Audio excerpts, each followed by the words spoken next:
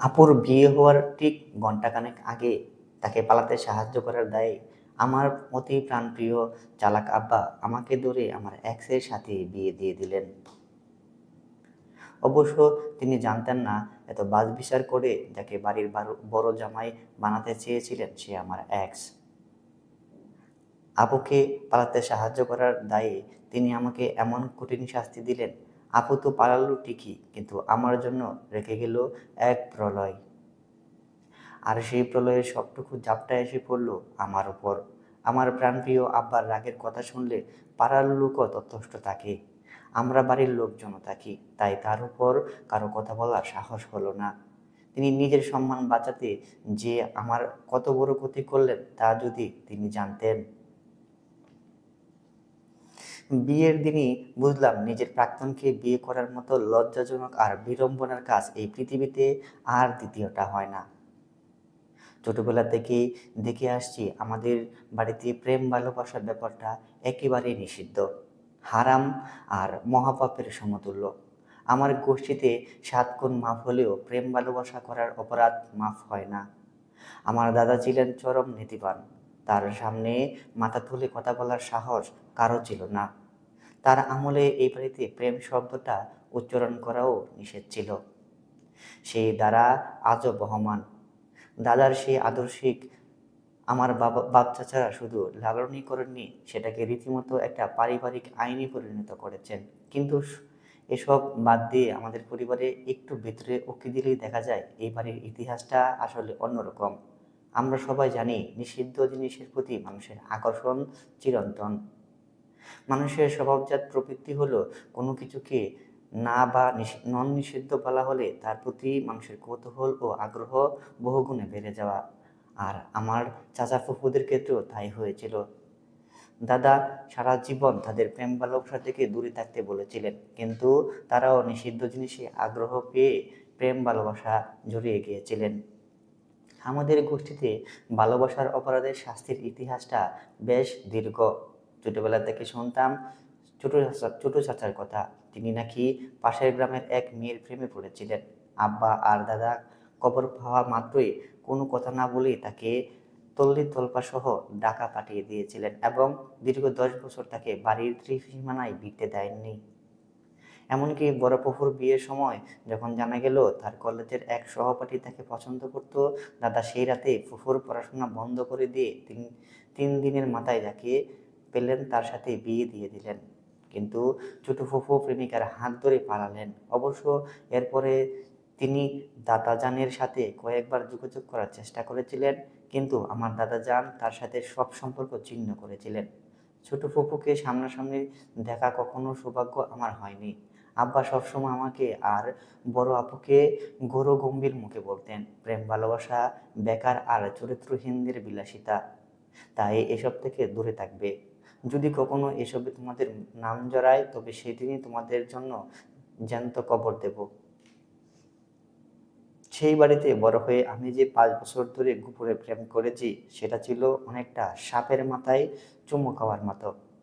আমি জানতাম না ধরা পড়লে আব্বা আমাকে জ্যান্ত কবর দিলেও এমন কিছু করবেন যাতে মৃত্যুকে সহজ মনে করেন। এমন একটা পরিবারের মধ্যে বড় হয়েও আমি যে কি করে 5 বছর প্রেম করলাম আল্লাহ ভালো জানে।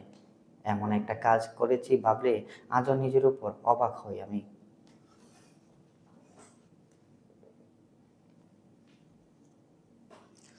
অনেকেই হয়তো ভাবছেন 5 বছরের একটা সম্পর্ক কেন ভেঙেছিল, দুজনের মধ্যে কারো বিশ্বাসঘাতকতা বা তৃতীয় পক্ষ, নাকি ফ্যামিলি প্রবলেম?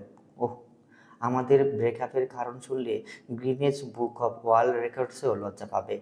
আমাদের বিচ্ছেদ হয়েছিল ভবিষ্যতের অনাগত বাচ্চাদের নাম রাখা নিয়ে। হ্যাঁ, ঠিকই শুনেছেন, আমি খুব শখ করে বলেছিলাম আমাদের ছেলে হলে নাম রাখবো হনু আর মেয়ে হলে মনু। ব্যাস, এই সামান্য কারণে সে এমন এক লঙ্কাকাণ্ড বাজালো যে আমাদের 5 বছরের সম্পর্ক নষ্ট হয়ে গেল। অবশ্য এর আগে আমাদের মধ্যে ছোটোখাটো কারণে মোট 549 বার ব্রেকআপ হয়েছিল, তবে সেদিন আমাদের 550তম এক চূড়ান্ত ব্রেকআপ হয়। আগে 549টা ছিল দুর্বল, তাই পরে আবার সব ঠিকঠাক হয়ে গিয়েছিল, কিন্তু এবার আর হলো না। হনুমনু বিতর্কে সে আমার উপর এতটাই ক্ষিপ্ত হলো যে আমার উপর প্রতিশোধ নেওয়ার জন্য সে সোজা আমার বড় আপুকে বিয়ে করার সিদ্ধান্ত নিল। সে ভেবেছিল আমার দুলাভাই হয়ে সারা জীবন আমাকে জ্বালিয়ে মারবে, কিন্তু নিয়তির লিখন কন্যা দেখে বড় আপু পালালো, আর তার পাতা জালে সে নিজেই আটকা পড়ল। যাকে সে শালিকা বানিয়ে জব্দ করতে চেয়েছিল, কপাল গুনে সেই হনুমনুর মাকে এখন তাকে সারা জীবনের জন্য অর্ধাঙ্গিনী হিসেবে মেনে নিতে হবে। ব্রেকআপের পরে আমি দেবদাস না হয়ে অমিতের মতো চারিদিকে টুই টুই করে ঘুরে বেড়াচ্ছিলাম। আমার মনের মধ্যে অদম্য একটা বিশ্বাস ছিল জুনায়েদ আবারও আমাকে মানিয়ে নেবে। অবশ্য তাকে সব জায়গা থেকে ব্লক করে রেখেছিলাম। তারপরও মনে মনে এই আশা নিয়ে বসেছিলাম লোকটা আমাকে সেই মাধ্যতা আমলের মতো কোনো কবুতরের পায়ে শাড়ি লেখা চিরকুট বেঁধে পাঠিয়ে আবারও পটিয়ে নেবে। কিন্তু বাস্তবে তেমন কিছুই হলো না। ব্রেকআপের 2 সপ্তাহ পর খবর এলো জুনায়েদের পরিবার আমার বড় বোনের জন্য বিয়ের প্রস্তাব পাঠিয়েছে। খবরটা কানে আসার পর সময় পেল না। যখন গান্ডে ফিন্ডে মনের মধ্যে তীব্র আশা নিয়ে ভাত গলাৎকরণ করছিলাম, ঠিক সেই সময় কথাটা আমার কানে পৌঁছালো। খবরটা শুনে আমার গলায় ভাত আটকে দফারফা হওয়ার উপক্রম হয়েছিল, কিন্তু সেই যাত্রা বেঁচে গেলাম কেবল আমার খাওয়ার অভ্যাসের কারণে। আমি দুধ ভাত এতটাই চটকে পাতলা করে মেখে খাই যে লোকে চাইলে সেটা ভাতের বদলে গাজার মতো করে নাক দিয়ে টেনেও খেতে পারবে। সেই তরল কোমলতার গুণে সে যাত্রায় আমার অঘটন ঘটল না। নইলে কথাটা কানে পৌঁছানোর সাথে সাথে গলায় বাদ আটকে সেদিনই আমার ইহলীলা সাঙ্গ হয়ে যেত। খবরটা শুনে মুখ তুলে তাকিয়ে দেখি মা স্থির দৃষ্টিতে আমার দিকে চেয়ে আছেন। আমার মুখখানা যে সেই মুহূর্তে কেমন ছিল জানি না, তবে পাংশুটে আর রক্তশূন্য প্যাকাশে নিশ্চয়ই আমার মা আস্তে করে জিজ্ঞাসা করলেন, কিছু বলবি? আমি গলাটা একটু পরিষ্কার করে নিয়ে গলার স্বর যতটা সম্ভব স্বাভাবিক রেখে বললাম, লবণটা পাস করো। দুধ জাল দেওয়ার মতো একটু বেশি লবণ দিতে পারো না? এত পানছে কেন, এটা মুখে দেওয়া যাচ্ছে না। মা হতবাক হয়ে লবণের কৌটা এগিয়ে দিয়ে, কারণ তিনি নিজেই চোখে দেখেছে তার গুণধর ছোট মেয়ে কিভাবে এই পানসে দুধ দিয়ে থালার অর্ধেক ভাত খেয়ে ফেলেছে। এদিকে আমি রাগে অপমানে হিতাহিত জ্ঞান শূন্য হয়ে প্রায় 1 মুঠো লবণ দিয়ে ভাত মাখলাম। খবরটা শুনে রক্তের মধ্যে রাগ টকবক করে ফুটছিল। সেই সব ক্রোধ সবকিছু ঢেলে দিলাম সেই থালায়। ভেতরে ভেতরে যা হচ্ছিল তা ভাতের সঙ্গে মাখানোর চেষ্টা করলাম। জুনায়েদ নামের লোকটা সামান্য একটা কারণে আমার সঙ্গে ব্রেকআপ করে এখন আমার বড় বোনকে বিয়ে করতে চাচ্ছে ভেবে তার প্রতি ঘেন্নায় আমার শরীর রি রি করে উঠল। ও কি ভেবেছে এতে আমি খুব কষ্ট পাবো, ঈর্ষান্বিত হব, ঈর্ষায় জ্বলে পড়ে মরব?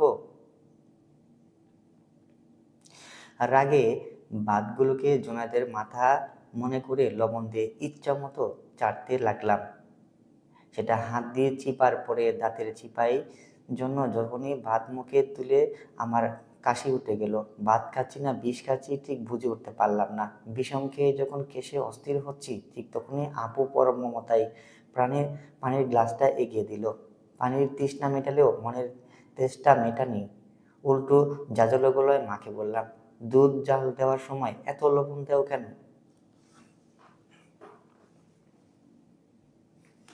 মা আমার কথা শুনে রেগে গেলেন, তবে সে পা থেকে জুতা খুলে আমার গায়ে মারার আগেই বা কিছু বলার আগেই আমি সেখান থেকে চলে আসলাম। পিছন থেকে আপুর কিলকিল করে হাসির শব্দ শুনলাম। কিছুদিনের মধ্যে আপুর সাথে জুনায়েদের বিয়েটা ঠিক হয়ে গেল। ছেলে ভালো হওয়ায় বাবা চাচারা বিয়েতে মন দিল।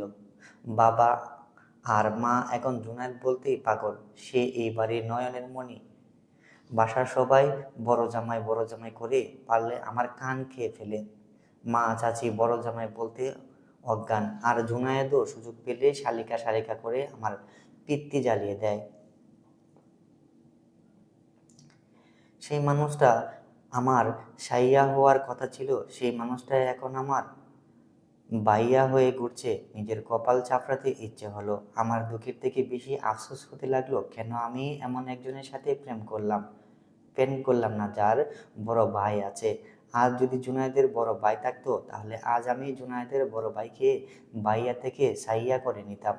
আজ যদি জুনায়েদের একটা বড় ভাই থাকতো, তবে তাকে পটিয়ে আমি আজ ওর বড় যা হয়ে ঘরে ঢুকতাম। যাই হোক, মনের কষ্টে মনের মধ্যে চাপা রেখে দিলাম। আপুর হলুদ হলো হবু দুলাভাই যে আমার এক, সেটা বলে একমাত্র আপুর হলুদের উড়ু নাচানাচি করলাম। মনে মনে নিয়ত করলাম বিয়েতেও মজা করব, কিন্তু বর আসার কিছুক্ষণ আগে আপু আমার কাছে এসে বলল, নেহা, আমি বিয়েটা করব না, আমি পালাতে চাই। আমি চোখ কপালে তুললাম। কি?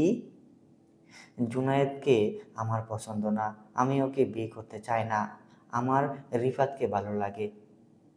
আপু, রিফাতকে? আমার অফিসের কলিগ। আমি একটু চিন্তা করলাম, তারপর আমার মাথায় এলো সেই বুদ্ধি যা আমার জীবনকে আমূল বদলে দিয়েছে।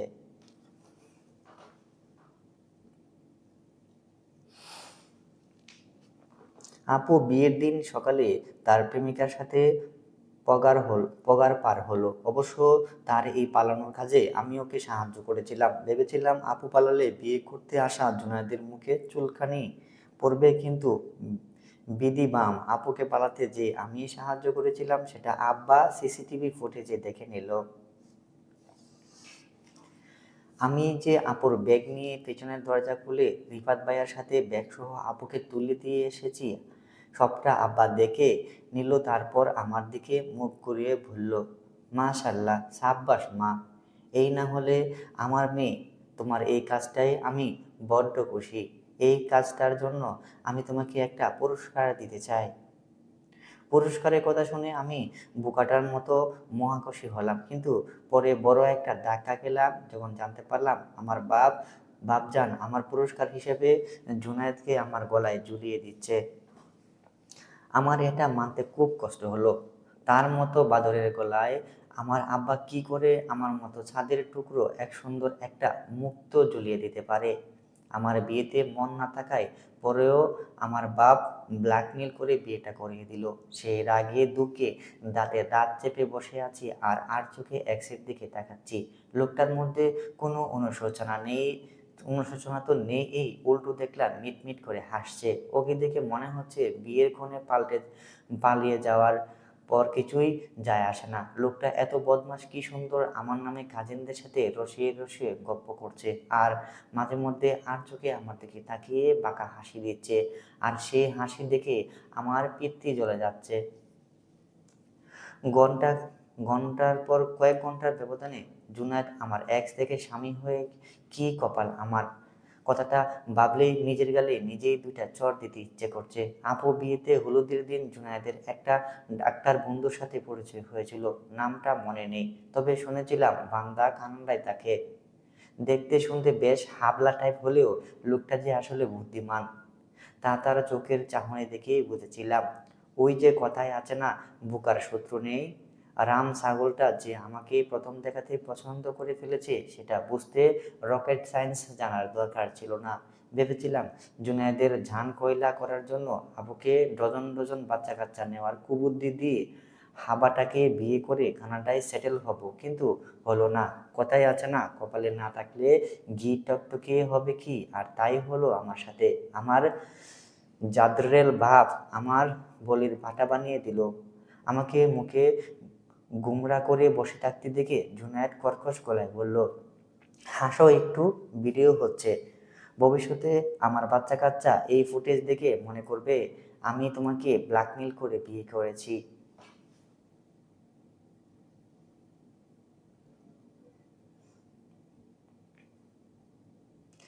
আমি দাঁতে দাঁত চেপে বললাম, তুমি ব্ল্যাকমেল না করলেও আমার প্রাণপ্রিয় বাপ সেটা করেছে।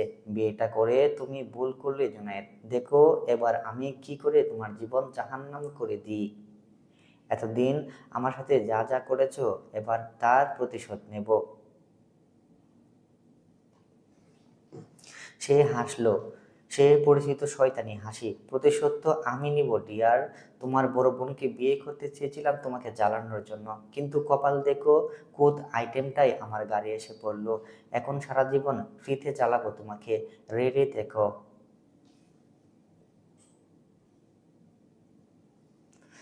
বাসরঘর ১.৫ হাত লম্বা ঘুমটা দিয়ে আমি জবুতবু হয়ে বসে আছি। আসলে এই ১.৫ হাত লম্বা ঘুমটাটার নিচে আমি অক্সিজেন সিলিন্ডার ছাড়াই বেঁচে থাকার লড়াই করছি।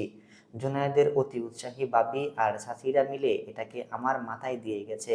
এটা এত লম্বা যে আমি চাইলে তা দিয়ে নিজের মুখসহ আশেপাশের ২ হাত জায়গাও ঢেকে ফেলতে পারবো।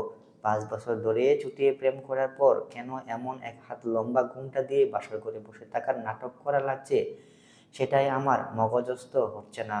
এই ৫ বছর তো আমরা একে অপরের নাকের লোম পর্যন্ত গুনে ফেলেছি। সেখানে এই এক লম্বা ঘুমটা দেওয়ার দরকারটা কি? এদিকে বিয়ের হট্টগোল শেষ হতে হতে রাত প্রায় ২টা বেজে গেছে।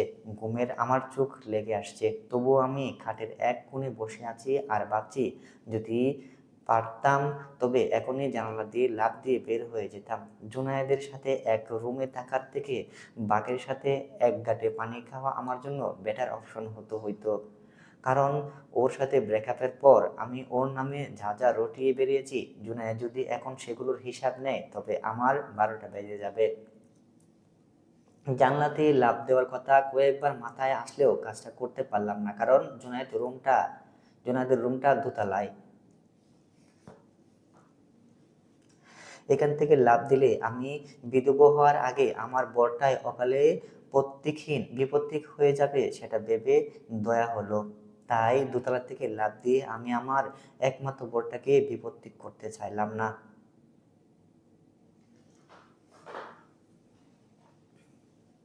আমি তো এক ডাইনি।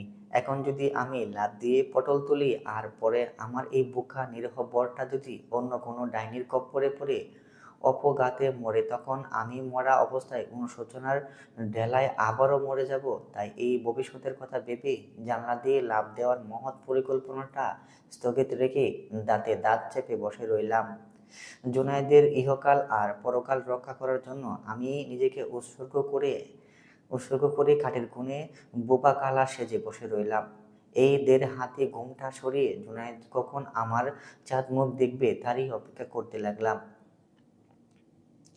রুমের ঢুকানোর আগে জুনায়েদের দাদি আর চাচি ফুফুরা আমাকে যেভাবে ছেঁকে ধরেছিল, তাতে মনে হচ্ছিল তারা আমাকে কোনো যুদ্ধের ময়দানে পাঠাচ্ছে।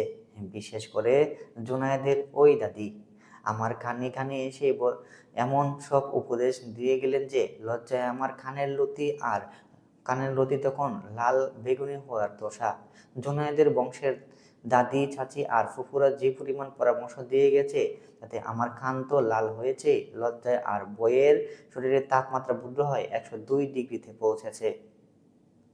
চাচিরাও আবার হেসে হেসে এমন সব টিপস দিয়ে গেল, যেগুলো শুনে আমার ভেতরের ভীতু মেয়েটা মুহূর্তে রানী লক্ষ্মীবাঈ হয়ে গেল। আমি মনে মনে বিড়বিড় করলাম, রক্ত যখন দিয়েছি রক্ত আরও দেব, তবু জুনায়েদকে ১ ইঞ্চি দ্বারের কাছেও আসতে দেব না।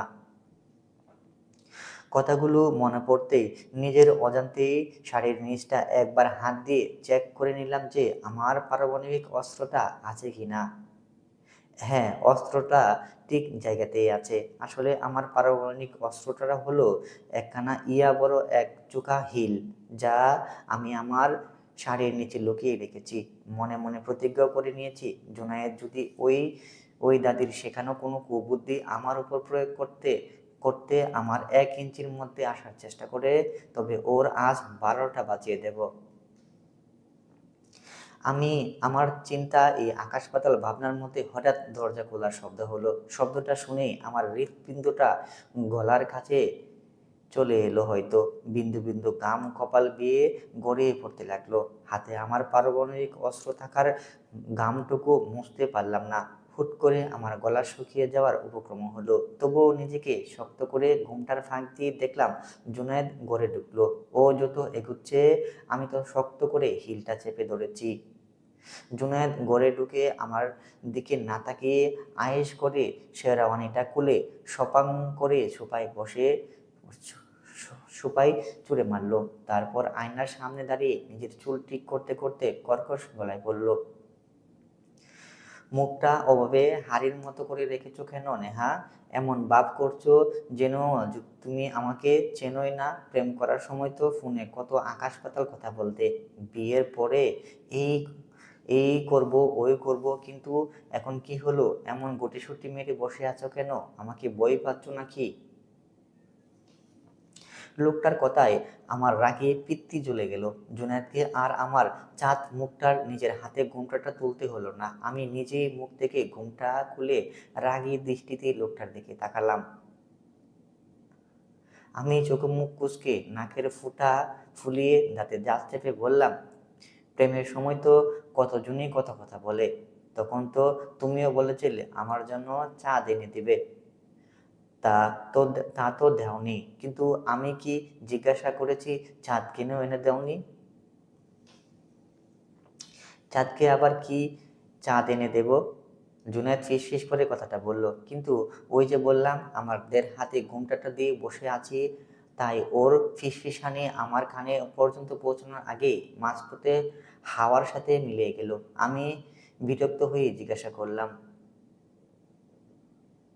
কি বললে? বিড়বিড় করে, না পরিষ্কার করে বলো। জুনায়েদ কিছুক্ষণ আমার দিকে ড্যাব করে তাকিয়ে রইল। জুনায়েদকে নিজের দিকে তাকিয়ে থাকতে দেখে আমার ভ্রু কুঁচকে এলো। আমার মুখে কি কিছু লেগে আছে যে লোকটার অমন করে তাকিয়ে আছে? আমি যখন নিজের চিন্তায় ব্যস্ত, ঠিক তখন লোকটা গলা উঁচিয়ে চোখে চশমাটা ঠিক করতে করতে বলল,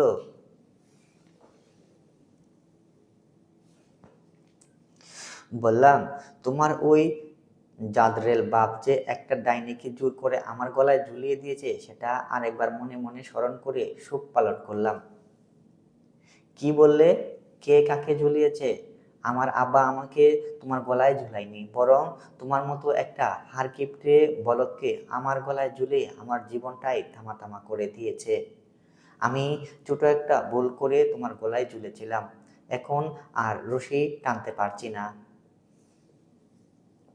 নিজেকে কখনো আয়নায় দেখেছো? জুনায়েদ তাচ্ছিল্যের হাসি হাসলো। না, দেখার কি আছে? আমি তো তোমার মতো দেখতে না চেয়ে আয়নায় দেখতে পারবো না। নিজেকে কি দীপিকা পাড়ুকোন মনে হয়? তা করতে যাব কেন? তাহলে তোমার মতো রহিমা জুরিনাকে আমি কোন দুঃখে যে যেচে বিয়ে করতে যাব? জুনায়েদের কথাটা শুনে রাগে আমার রক্ত টকবক করতে লাগলো। প্রেম করার সময় এই লোকটাই আমার পেছনে কুত্তার মতো ঘুরতে ঘুরতে জুতার তলা খুইয়ে ফেলেছিল, আর এখন আবার বড় বড় কথা বলা হচ্ছে। মনে চাচ্ছে লোকটার মাথা থেকে একটা একটা করে সবগুলো চুল চিরে টাকলু আঙ্কেল বানিয়ে দিতে। জুনায়েদ আমাকে চুপ করে দাঁড়িয়ে দাঁড়িয়ে দেখে নিজের গায়ে থাকা সেন্ডো গেঞ্জিটা খুলে আলমারি থেকে কালো টি শার্ট বের করতে করতে কোষা দিয়ে বলল, তোমার মতো হিটলারের নাতনি অকস্মার দাদিকে দাদিকে যে আমি এতদিন ধরে সহ্য করে এসেছি, এর জন্য তোমার তোমার নোবেল পুরস্কার দেওয়া উচিত।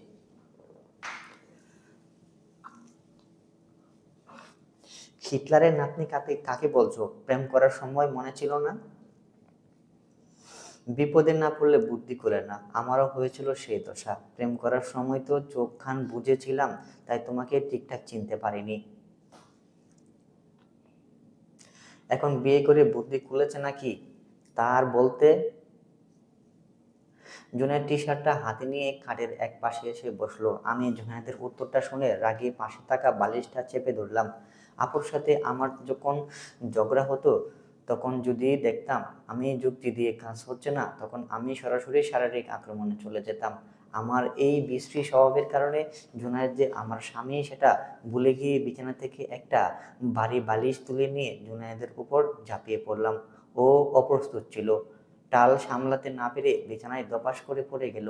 আমি ওর গায়ের উপর চড়ে বসে মুখের উপর বালিশ চাপা দিয়ে ধরলাম আর বিড়বিড় করে বলতে থাকলাম, আজ তোমারে আমি মেরেই ফেলবো। এতগুলো দিন এমন একটা মুহূর্তের জন্য অপেক্ষা করছিলাম। আমি আমার সর্বশক্তি দিয়ে বালিশ চেপে ধরে কথাগুলো বলছি। জুনায়েদ হাত পা ছুড়ছে, বালিশের নিচ থেকে ওর গুঙ্গানির শব্দ আসছে, কিন্তু আমি বালিশ সরাচ্ছি না। ও আমাকে ধাক্কা দিয়ে সরানোর চেষ্টা করছে, আর আমি আরো জোরে চেপে ধরছি। ও ও যত শক্তি দিয়ে আমাকে সরানোর চেষ্টা করছে, আমি তত শক্তি দিয়ে লোকটার মুখের উপর বালিশের নিচে চাপা দিয়ে ধরে রেখেছি। ঠিক সে সময় ঘটল আরো এক অঘটন। জুনায়েদের দাদির আমলের সেগুন কাঠের কাঠটা এতকাল ধরে শুধু মানুষের বার্স হয়ে এসেছে, কিন্তু দুইজন কুস্তিগিরের মরণপণ লড়াইয়ে সইবার ক্ষমতা ওটার ছিল না। হঠাৎ দুইজনে কুস্তিগির মরণপণ লড়াইয়ে সেই বিশালাকার কাঠটা মর্মর শব্দ করে ভেঙে গেল, আর আমরা দুজন মিলে কাঠের ধস্তাধস্তু সরপের মেঝেতে আছড়ে পড়লাম। শব্দটা এতই বিকট ছিল যে 2-3 পাড়ার লোকজন হয়তো শুনতে পেয়েছে।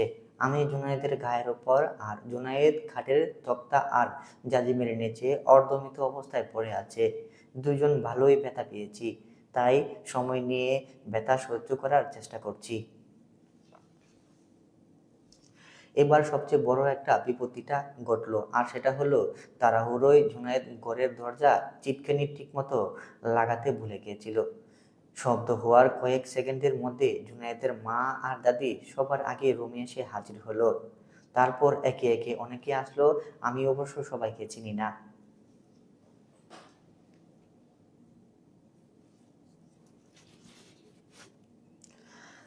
আমাদের এমন অবস্থা দেখে সবাই স্তম্ভিত হয়ে তাকিয়ে রইল আমাদের দিকে। জুনায়েদ বালিশের নিচ থেকে মাথা বের করে হাঁপাচ্ছে, আর আমি ওর উপর।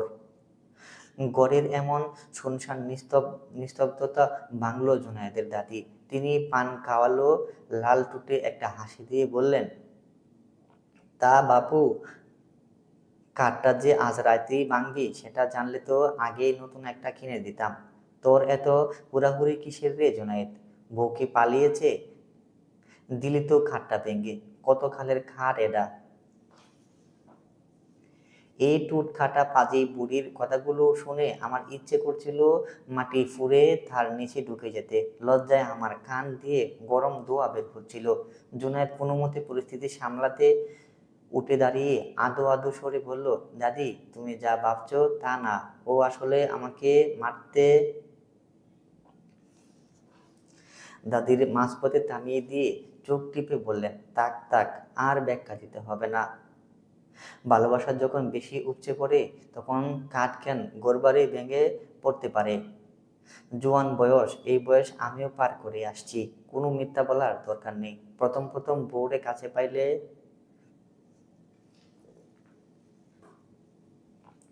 পাজি বুড়িটা তার কথা শেষ করতে পারল না। তার আগে জুনায়েদ বাবা গলা খাকারি দিয়ে উঠল, আর বাড়ির ছোটরা দরজার আড়াল থেকে ফিক করে হেসে দিল। জুনায়েদ তখন জাজিমের ধুলো মেজে আমতা আমতা করে বলল, আরে না দাদি, তোমরা ভুল বুঝছো। নেহা একটা আরশোলা দেখে লাফ দিয়েছিল, আর আমি। এবারও জুনায়েদ নিজের কথাটা শেষ করতে পারল না। দাদি হাতের লাঠিটা দিয়ে টুক টুক শব্দ করে এক পা এগিয়ে এসে বললেন, চুপ কর মুখ পোড়া, আগে গায়ে জামা পর, তারপর আরশোলার দোষ দিস। দাদির কথা শুনে আবারও সকলে হেসে উঠল। এবার আমার দিকে নিজেদেরকে এবার আমার নিজেকে এদের সকলের মাঝে জোকার লাগতে লাগলো। রাগে, লজ্জায় আর অপমানে আমি একটু আগে যে বালিশটা দিয়ে জুনায়েদের মুখটা চাপা দিয়েছিলাম, সেটা নিজের মুখের উপর চাপা দিতে ইচ্ছে করলো। জুনায়েদ আমার দিকে তাকিয়ে দাঁত কিরমির করলো। কি যেন বললো, কানে আসলো না। সবাই ঘর থেকে বের হয়ে দরজাটা বেজিয়ে দিতেই রুম আবার নিস্তব্ধতা নেমে এলো। ওরা যেতেই আমি জুনায়েদের দিকে তাকিয়ে রাগে আর লজ্জায় একটা লাথি মারার ভঙ্গি করতে জুনায়েদ 2 হাত তুলে বলে উঠল, দোহাই তোমার, মেঝেটা এখনো আস্ত আছে, ওটা আর ভেঙো না। এটা ভাঙলে সকলে বাপ মার সামনে মুখ দেখানোর অবস্থাতে থাকবো না। জুনায়েদের কথাটা আমার গায়ে লাগলো। লোকটা কি ইনডাইরেক্টলি আমাকে হাতি বলল? আমি নাকের পাটা ফুলিয়ে লোকটাকে কিছু বলতে যাব, তার আগে সে বলল, আমি তোমাকে হাতি বলিনি, কিন্তু এখন তোমাকে গাধার মতো লাগছে। ফার্দার আমার সামনে নাকের ফাটা ফুলিয়ে রাখলে নাকটা কেটে দেব।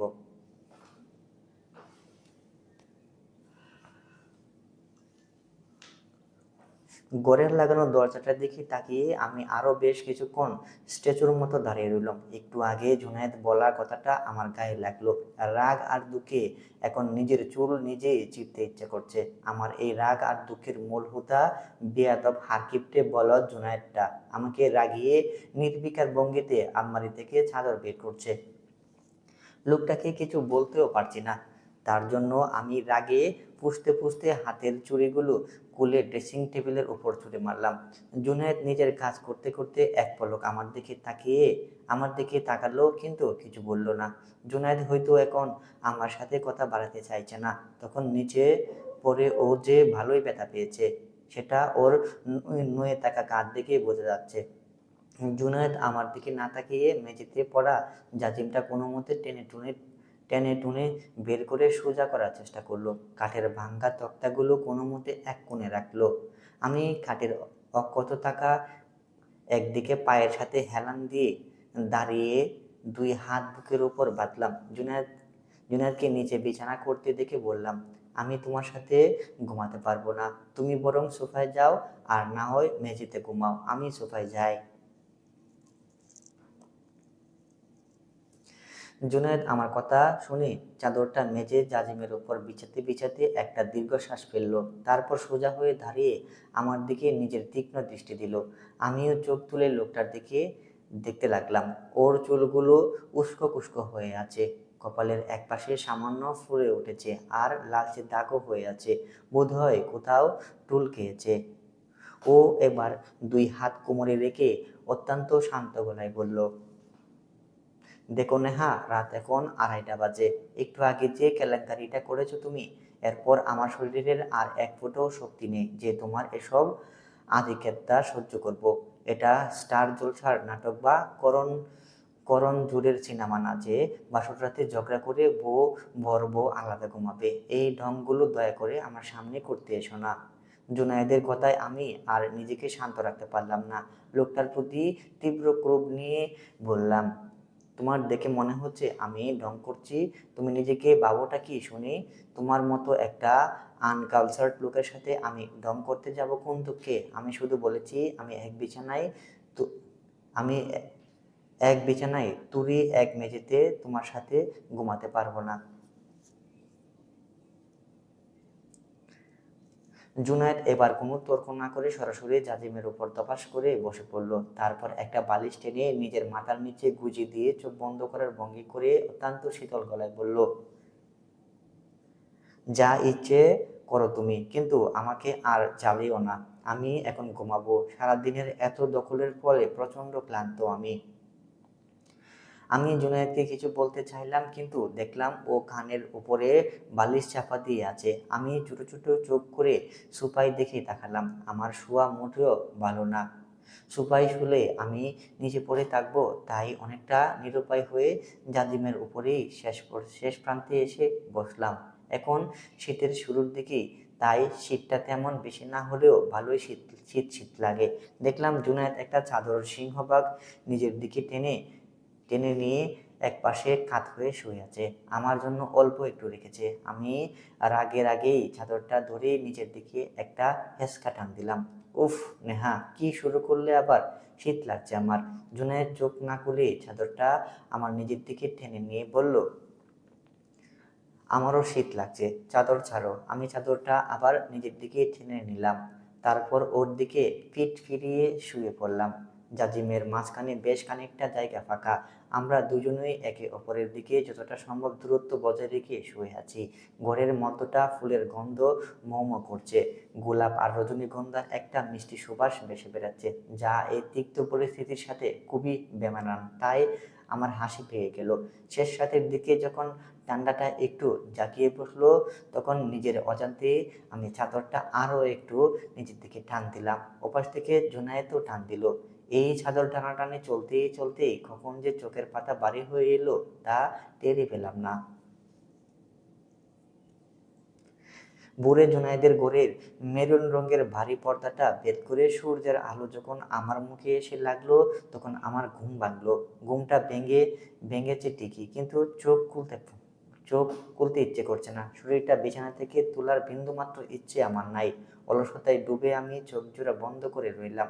আজকের সকালটা আমার চেনা পরিচিত অন্যান্য সকালের মতো ছিল না, তাই উঠতে ইচ্ছে করছিল না। অনেকক্ষণ ঘুমানোর ইচ্ছে ছিল, কিন্তু কাকের কাকা ডাকের ফলে আমি চোখ খুললাম।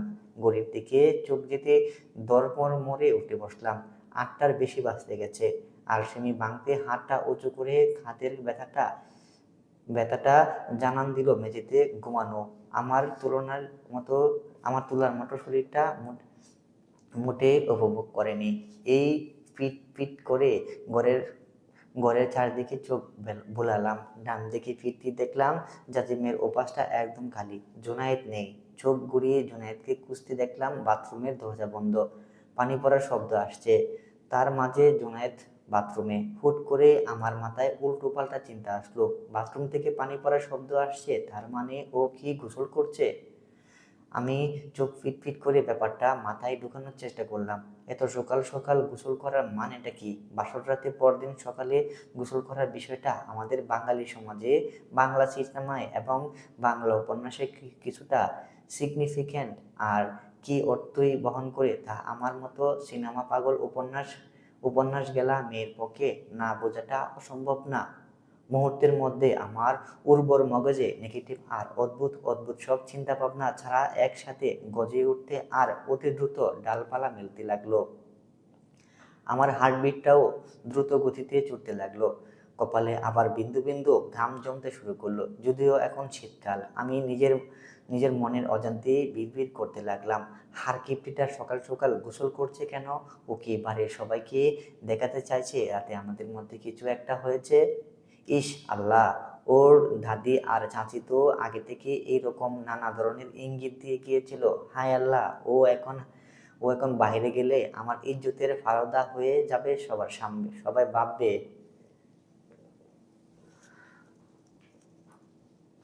আমি বিছানায় বসে নিজের বুড়ো আঙ্গুলের নখ কামড়াতে লাগলাম আর কথাগুলো ভাবতে ভাবতে জুনায়েদের প্রতি এবার আমার রাগটা আকাশ পর্যন্ত পৌঁছালো।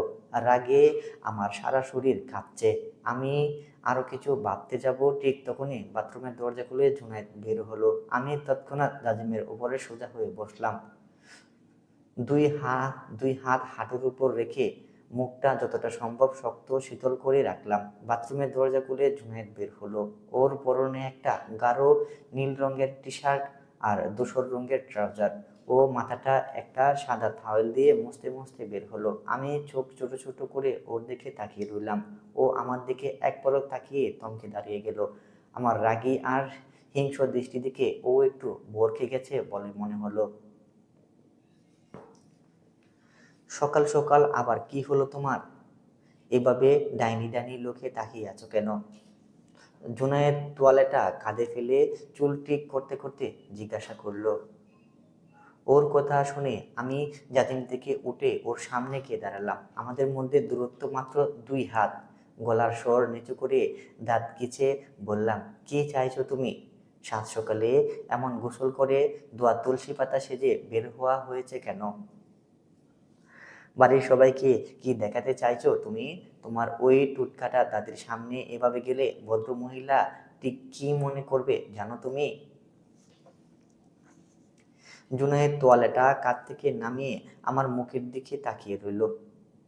কয়েক সেকেন্ড সে কোনো কথা বলতে পারল না। ও এমনভাবে আমার দিকে তাকিয়ে রইল যেন আমি মঙ্গল গ্রহের কোনো ভাষায় ওর সামনে কথা বলছি, আর ও সেটা বাংলা ট্রান্সলেশনের অপেক্ষায় আছে।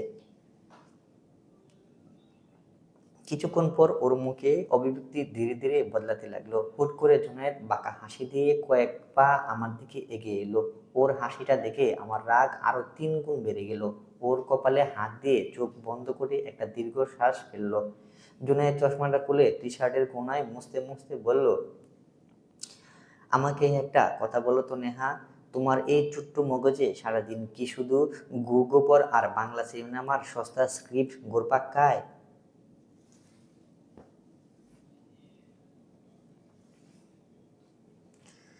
জুনায়েদ আমার দিকে কয়েক পা এগিয়ে আসার ফলে আমি পিছনের দিকে কয়েক পা পিছিয়ে গেলাম। জুনায়েদের কথাগুলো শুনে বুঝতে পারলাম জুনায়েদ ঠিক কথাই বলেছে। আসলে আমার মাথায় বিয়ের পর থেকে বাংলা সিনেমার সব সস্তা স্ক্রিপ্টগুলোই ঘুরপাক খাচ্ছে, কিন্তু আমি স্বীকার করলাম না। আমাকে চুপ থাকতে দেখে জুনায়েদ আমার দিকে কিছুটা ঝুঁকিয়ে এসে বলল, আমি সাত সকালে গোসল করেছি, কারণ কাল রাতে খাট ভাঙার পরে ঘরের মধ্যে যে পরিমাণ ধুলাবালি আর খাটের ধুলা গুঁড়ো ছিল তার একটা বড় অংশ আমার সারা গায়ে মেখে গিয়েছিল। তুমি তো জানোই আমার ডাস্ট অ্যালার্জি আছে। ধুলোবালি গায়ে লাগলে আমার সারা শরীর চুলকায়, চোখ জ্বলে আর হাঁচি শুরু হয়, আর যা থামতে চায় না। রাতেই উঠে গোসল করতাম, কিন্তু ভাবলাম শব্দ হয়ে এতে তোমার ঘুম ভাঙবে। ঘুম ভেঙে গেলে তুমি আবার নতুন কোনো মহাভারত শুরু করবে, তাই সকাল পর্যন্ত অপেক্ষা করেছি।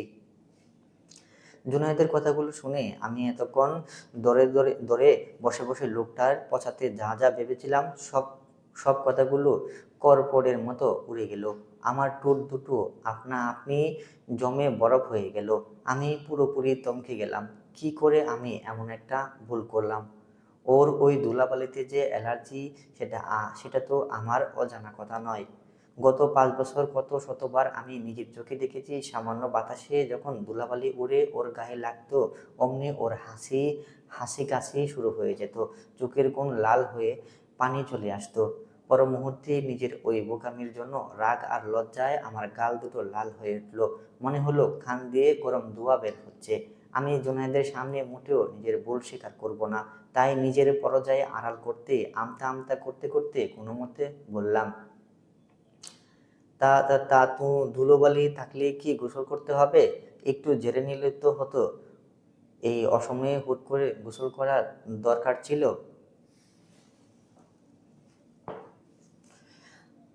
আমার এই কোরা যুক্তি শুনে জুনায়েদ চোখ ছোট করে শান্ত গলায় প্রশ্ন করলো, আমি গোসল করেছি, বেশ করেছি।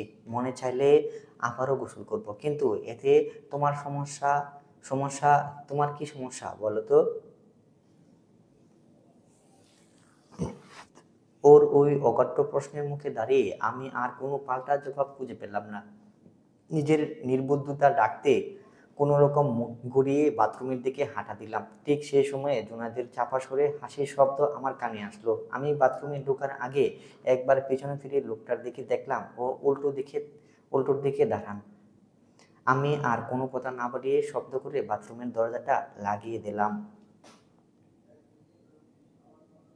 প্রায় আধ ঘন্টা পরে ঘর থেকে বেরিয়ে পা বাড়ালাম নিচের তলার দিকে। নিচের তলার করিডোর পার হয়ে ড্রয়িং রুমের কাছাকাছি আসতে আমার পায়ের গতি আরও স্লোত হয়ে এলো। সকাল 8টার বেশি বাজলেও এখনো তেমন কেউ ওঠেনি। আমি নিজের মনে গুনগুন করতে করতে হাঁটতে লাগলাম। ড্রয়িং রুমে ঢুকিয়ে দেখলাম ড্রয়িং রুমে থাকা সোফাটায় জাঁকিয়ে বসে আছে আমার দাদি শাশুড়ি।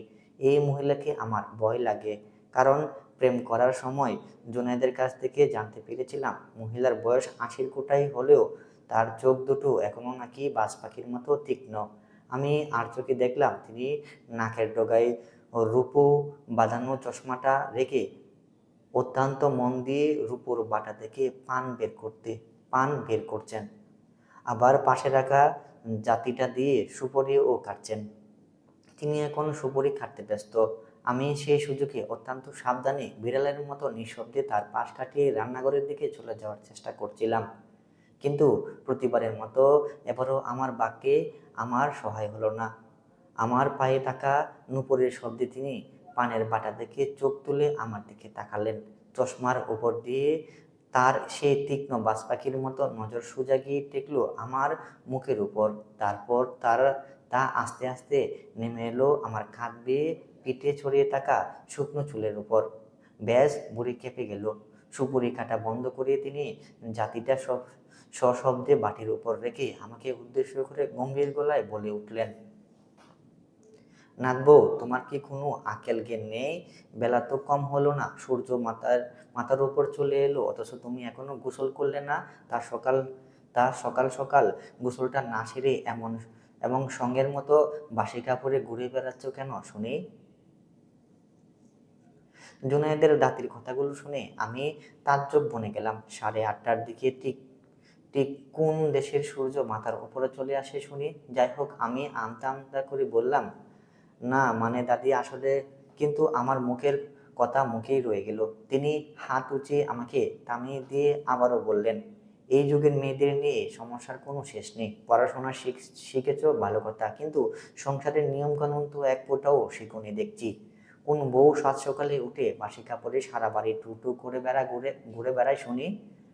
আমাদের আমলে সূর্য ওঠার আগে গোসল সেরে আমরা রান্নাঘরে ঢুকতাম, না ঢুকলে শাশুড়িদের হাতের জাটা খেতে হতো। আর তোমরা বেলা 12টা বাজে, অথচ বাসি কাপড়ে ঘুরে বেড়াচ্ছ।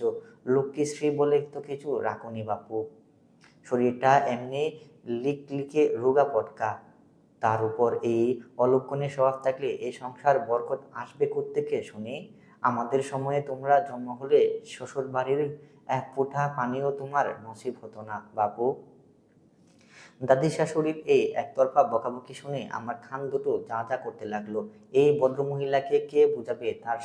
তার সময়ে আমার কপালে শাশুড়ির হাতের পানি না জুটলেও শরবত ঠিকই জুটত। মনে মনে দাদি শাশুড়ির কথা বলা প্রতিটি কথার উত্তর দিলেও সামনাসামনি আমি কোনো জবাব না দিয়ে চুপ করে মাথা নিচু করে দাঁড়িয়ে রইলাম। কারণ আমি খুব ভালো করেই জানি এই মহিলার কথার উপর কথা বলতে গেলে হিতে বিপরীত হয়ে যাবে।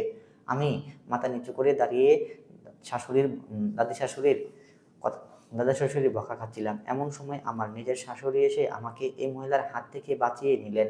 তিনি রান্নাঘর থেকে বের হয়ে আমার পাশে এসে দাঁড়ালেন, তারপর চায়ের কাপ হাতে ধরিয়ে দিয়ে বললেন, যাও মা, কাপটা জুনায়েদকে দিয়ে এসো।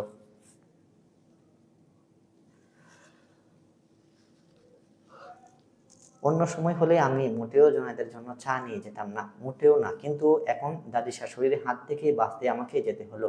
আমি চায়ের কাপটা হাতে নিয়ে একবার দাদি শাশুড়ির দিকে তাকালাম। তিনি এখনো তীক্ষ্ণ দৃষ্টিতে আমাকে আর আমার শাশুড়িকে দেখছেন। আমি চাটা নিয়ে সামনের দিকে পা বাড়ালাম। দাদি শাশুড়ির দৃষ্টির বাইরে যেতে যেতে আমার রাগটা কয়েক গুণ বেড়ে গেল। চায়ের কাপটার দিকে তাকাতে আমার সব রাগ জুনায়েদের উপর গিয়ে পড়ল। সব দোষ ওই জুনায়েদের। নিজের নবাবজাদা হয়ে ঘরে বসে আছে, আর তার জন্য সকাল সকাল এই জল্লাদ বুড়ির কান ঝাঁ ঝাঁ করে বকাবকি আমাকে গিলতে হচ্ছে। সামনের দিকে হাঁটতে হাঁটতে চায়ের কাপটার দিকে তাকাতেই হঠাৎ হঠাৎ করে আমার মাথায় একটা চরম শয়তানি বুদ্ধি এলো। রাগে আমার ভালো মন্দের জ্ঞান পুরো লোপ পেয়েছিল, তাই যা মনে আসলো তাই করে বসলাম।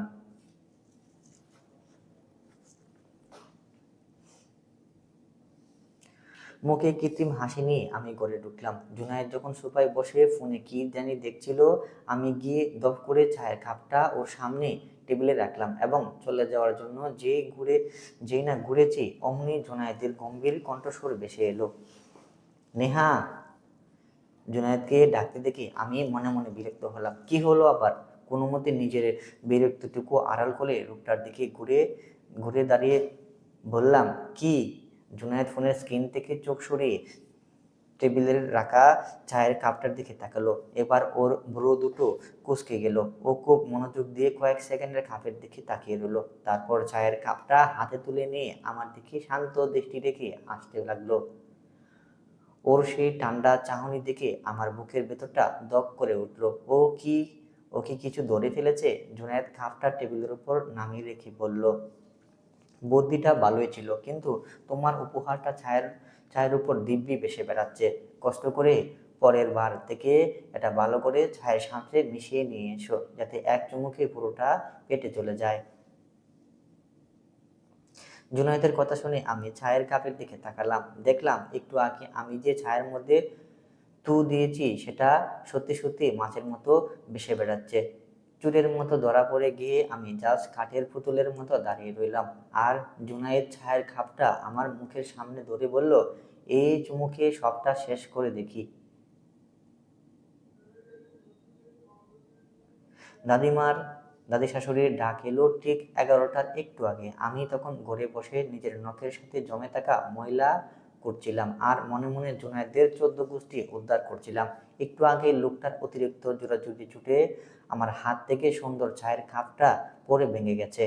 জুনায়েদ তখন কিছুক্ষণ আমার দিকে এমন তীক্ষ্ণ দৃষ্টিতে তাকিয়েছিল, ওর চোখের চাহনি দেখে মনে হচ্ছিল আমি ছায়ের খাপ না, বরং আস্ত একটা তাজমহল ভেঙে গুঁড়িয়ে দিয়েছি। অবশ্য ও মুখে কিছুই বলেনি, তবে সেই ঘটনার পর থেকে লোকটা মুখে কুলুপ এঁটেছে, একটা কথাও বলেনি আমার সাথে। আমারও ভয়েই গেছে যেচে কথা বলতে ওর সাথে। জুনায়েদ এখন গম্ভীর মুখে ল্যাপটপ নিয়ে বসে কী সব টাইপ করছে।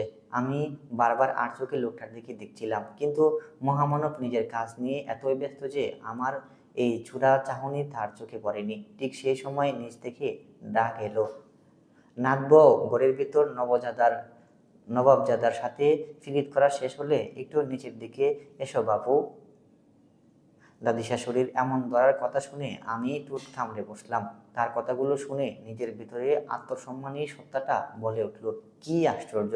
ঘরের ভেতর বরের সাথে ঝগড়া করছি না ফিরিত করছি, উনি নিচতলায় বসে টের পেয়ে গেলেন। ভালোই তো। আমি এবার জুনায়েদের দিকে তাকালাম। ও হয়তো বুঝলো আমি ওর দিকে তাকিয়ে আছি, তাই ল্যাপটপ থেকে চোখ না সরিয়ে বলল, যাও।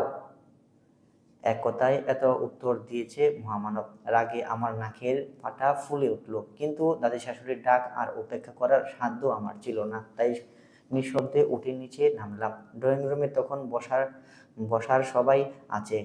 বাসায় এখন তেমন আত্মীয় স্বজন নেই। দাদি শাশুড়ি সে আগের জায়গায় বসে আছেন, আর তার পাশে বড় চাচি, মেজো চাচি আর জুনায়েদের মামাতো বোন তিতলি বসা। তিতলি আপা বয়সে আমার চেয়ে বড়ই হবে, ওনাকে দেখলে আমার মনটা ভালো হয়ে যায়। মুখে সবসময় একটা অমায়িক হাসি লেগেই থাকতো তার, কোনো মেকি বা কৃত্রিম হাসি না, ভেতর থেকে আসা দারুণ একটা মিষ্টি হাসি। আমি ড্রয়িং রুমে ঢুকতেই তিতলি আপা চট করে আমার দিকে তাকিয়ে তার সেই সুন্দর হাসিটা আমাকে উপহার দিল। তিতলি আপা আমাকে দেখলে কেন যেন আমার আপুর কথা মনে পড়ে যায়। ওনার হাসির ধরনটা ঠিক আপুর মতোই মায়াবী। তিতলি আপার ওই এক চিলতে হাসি দেখে আমার মনের সব মেঘ কেটে গেল। ঠোঁটের কোণেও ফুটে উঠল ছোট একটা স্বস্তির হাসি। এদিকে দাদি শাশুড়ি আমাকে দেখে নড়েচড়ে সোজা হয়ে বসলেন। নাকের উপর থাকা চশমাটা টেলে এক্স-রে মেশিনের মতো দৃষ্টি দিয়ে আমাকে দেখতে লাগলেন। কি আজব, উনি আমাকে এমনভাবে দেখে কেন? তিনি আমাকে ভালোভাবে দেখলে তার গলা কাকারে দিয়ে বললেন, এসো এসো, মেম সাহেবের এতক্ষণে পায়ের ধুলো পড়ল নিচে। বসো বাপু, নতুন বিয়ে হয়েছে মানলাম, তাই বলে এত বরের কাছে কাছে কাছে থাকতে হবে? আমাদের কি বিয়ে হয়নি? তার কথা শুনে চাচিরা মুখ টিপে হাসলো, আর আমার ইচ্ছে করলো ওখানে একটা দীর্ঘ বক্তৃতা দিতে। মনে মনে বললাম, দাদি, আমাদের কি আর আপনাদের মতো রাজজুটক বিয়ে? আপনার নাতি যে সিঁড়ি ওর পাশে বসে থাকার চেয়ে রাস্তায় পাগলদের সাথে গল্প করা অনেক বেশি ভালো। কিন্তু মুখে কিছু না বলে বাধ্য মেয়ের মতো একটু দূরে গিয়ে তিতলি আপার পাশে সোফায় বসলাম। দাদি শাশুড়ি এবার আসল ফতুয়া জারি করলেন, যা শুনে আমার মাথা ঘুরতে লাগলো। তিনি বললেন, আজ দুপুরে রান্নাবান্নার দায়িত্বটা তোমার উপরেই ছাড়লাম। আমরা বুড়ো মানুষ, একটু জিরিয়ে নিই। বড় বড় বউ তো সকাল থেকে বাতের ব্যথায় শয্যাশায়ী। মোদ্দা কথা, আজকে দুপুরের রান্নাটা তুমি করবা নাতবউ। বাড়ির বাড়ির বড়রা নাতবউ এর হাতের রান্না খেলে দেখো ধোয়া দেবে। ওনার এই কথা শুনে আমার ভেতরের আত্মাটা কাঁচা ছাড়া হওয়ার উপক্রম হলো। আমার হাত পা ঠান্ডা হয়ে এলো। আমি রান্না করি মানে ডিম ভাজি আর মাঝে মাঝে নুডলস বানাই। এর বাইরে আমার রান্নার যা দৌড় তা দিয়ে নিজের পেট ভরানোই দায়। একটা গোটা পরিবার তো দূরের কথা, আমার রান্নাবান্নার তেমন কোনো অভিজ্ঞতা নেই। সে আজ এই বিশাল যৌথ পরিবারের 25 জন মানুষের দুপুরের খাবার রাঁধবো। মনে মনে বিড়বিড় করলাম, রান্নাকে দোয়া করবেন নাকি অভিশাপ দিবেন সেটা আমার জানা আছে। বেচারার লোকগুলোর উপর এমন অবিচার না করলেও কি হতো না? আমি সোজা চাচির দিকে একটু সহায়তার দৃষ্টি তাকালাম, কিন্তু দাদি তখন হাতের পানটা বাটির উপর রেখে বললেন, আজ কেউ একটা কুটো দিয়েও নাতবউকে সাহায্য করবে বলে দিলাম, দেখি নতুন বউ কেমনে রাখতে পারে। আমাকে রান্নাঘরে নিয়ে আসা হলো। দাদি শাশুড়িও পিছে পিছে এলো। চাচিরা চুপচাপ বটি আর তরকারির গামলা দিয়ে রান্নাঘর থেকে বিদায় নিলেন। দাদিও তার পানের বাটা বগলে চেপে গজগজ করতে করতে নিজের ঘরের দিকে রওনা হলেন। সাথে তিতলি আপার হাতে চেপে ধরে তাকেও নিয়ে গেলেন। বিশাল রান্নাঘরে আমি একা। সামনে রাখা 3 কেজি মাংস, বিশাল এক গামলা আলু আর মশলার কৌটা দিকে মাথা ঘোরালো। চোখের কোণ দিয়ে নোনা জল গড়িয়ে পড়ার উপক্রম। জীবনে এত রান্না আমি কখনো করিনি। এখন কি হবে? আমি কিছুক্ষণ চুপ করে দাঁড়িয়ে রইলাম। চারপাশে বড় বড় সব হাঁড়িকুড়ি, ডেকচি আর কড়াই থেকে আমার মাথা ঘোরাচ্ছে, দম আটকে আসছে। তারপরে একে একে চোখ গেল মশলার বয়ামগুলোর দিকে। বেসিনের উপরে তাকে সারি সারি সাজানো কাচের প্লাস্টিকের কৌটা। আমি ধীরে ধীরে পা চালিয়ে সেদিকে এগিয়ে গেলাম। এসব দেখে এখনই শরীরটা কেমন যেন ভারী লাগছে। তবু হাত বাড়িয়ে মশলার কৌটাটা একে একে কাউন্টারে নামালাম। কাউন্টার গায়ে কি লেখা আছে চোখ কুঁচকে পড়ার চেষ্টা করলাম, কিন্তু না, বরাবরের মতো এবারও আমার ভাগ্য ভালো না। কৌটার গায়ে নাম দাম কিছুই লেখা নেই। একটার ভেতরে হলুদের গুঁড়া, ওটাও বুঝলাম, কিন্তু অন্য অন্য দুটো কৌটার ভেতরে প্রায় একই রকম দেখতে বাদামি রঙের গুঁড়ো। এর থেকে বড় সমস্যা, এগুলো কোনো তরকারি কতটুকু দেব, এই প্রশ্নগুলো উত্তর আমার জানা নেই। ডেথ নিজের উপর নিজের রাগ হলো। কেন যে মায়ের কাছে থাকতে কোনোদিন এগুলো খেয়াল করিনি। নিজের শান্ত করার ব্যর্থ চেষ্টা করে ছুরিটা হাতে নিয়ে পেঁয়াজ কাটতে লাগলাম। পেঁয়াজের খোসাটা ছাড়াতে ছাড়াতে চোখ দিয়ে টপ টপ করে পানি পড়তে লাগলো। আমি ঠিক বুঝলাম না, এই চোখের পানি কি পেঁয়াজের জন্য, নাকি নিজের এই চরম অসহায় পরিস্থিতির কারণে। বাম হাত দিয়ে চোখ মুছে পেঁয়াজ আবার কাটতে যাব, ঠিক তখনই পেছন থেকে একজন শান্ত সুরে শুনলাম, পেঁয়াজ এভাবে কাটলে চোখ তো জ্বলবেই। হুট করে লোকটার গলা শুনে আমি ঘাবড়ে গিয়ে ঘুরিয়ে পিছনে তাকালাম।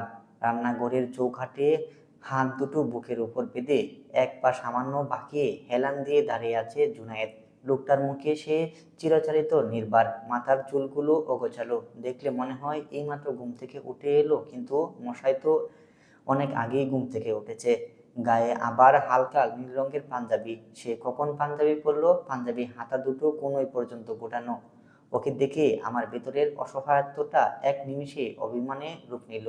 কেন ও আমার এই দুরবস্থা দেখেও এতটা নির্বিকার থাকতে পারছে, শান্ত থাকতে পারছে? ও তো জানে আমি রান্না পারি না। আমি চট করে মুখটা ঘুরিয়ে নিলাম, ভেজা চোখ দুটো আড়াল করার চেষ্টা করলাম। তারপর চিবুক শক্ত করে বললাম, এখানে কি চাই? তোমাকে। উত্তর শুনে আমার রাগ আরো বেড়ে গেল, কিন্তু ও সেদিকে পাত্তাই দিল না। গুটি গুটি পায়ে এগিয়ে এসে ঠিক আমার পাশে দাঁড়ালো। ওর গা থেকে সুন্দর একটা সুবাস আসছে, হয়তো সাবানের একটু আগে গোসল করলো যে। ও কিছুক্ষণ আমার দিকে তাকিয়ে নিচু গলায় বলল, সরো। আমি কথা না বাড়িয়ে একটু সরে দাঁড়ালাম। লোকটা কি করে তা দেখার জন্য দাঁড়িয়ে রইলাম। কোনো কথা না বলে জুনায়েদ আমার হাত থেকে ছুরিটা নিল। তারপর পেঁয়াজটা উল্টো করে সামান্য আংশিক কাটিং বোর্ডের উপর রেখে অদ্ভুত এক কায়দায় দ্রুত পেঁয়াজ কাটতে শুরু করলো। আমি টুট কামড়ে চুপচাপ দাঁড়িয়ে সবটা দেখতে লাগলাম। ও অনেক দ্রুত আর দক্ষ হাতে নিজের কাজটা করছে। এত সুন্দর যে কোনো পুরুষ পেঁয়াজ কাটতে পারে তা আমার ধারণা ছিল না। তুমি রান্না পারো? আমি নিজের বিস্ময় লুকাতে না পারে বলেই ফেললাম, মা শিখিয়েছে। এবারও ও আমার দিকে না তাকিয়েই সংক্ষিপ্ত উত্তর দিল। ওর ওই ছোট ছোট উত্তর দেওয়ার স্বভাবটা আমার ভীষণ বিরক্ত লাগে। নিজেকে কি ভাবে ও? এতই যখন পারে তখন নিজেই রান্না করে নিজের গোষ্ঠীর লোকজনকে খাওয়ান না ভাই। আমি চোখ ছোট ছোট করে বললাম, তাহলে তুমিই করো না। দাদি বলেছে নতুন বউয়ের হাতের রান্না খাবেন। কথাটা শুনে আমি চুপ করে গেলাম। আল্লাহ জানে উনি আর কত কি আশা করে বসে আছেন। জুনায়েদ পেঁয়াজ কাটতে কাটতে সামান্য গাড় ঘুরিয়ে বলল, হাঁ করে দাঁড়িয়ে না থেকে মাংসটা ভালো করে ধুয়ে ফেলো, তারপর ম্যারিনেশন করব। কোনো কথা ছাড়াই আমি ওর আদেশটা মেনে নিলাম। কোনো তর্ক করলাম না। চুপচাপ গিয়ে সিঙ্কের কাছে দাঁড়িয়ে মাংসের টুকরোগুলো একে একে ভালো করে ধুতে লাগলাম।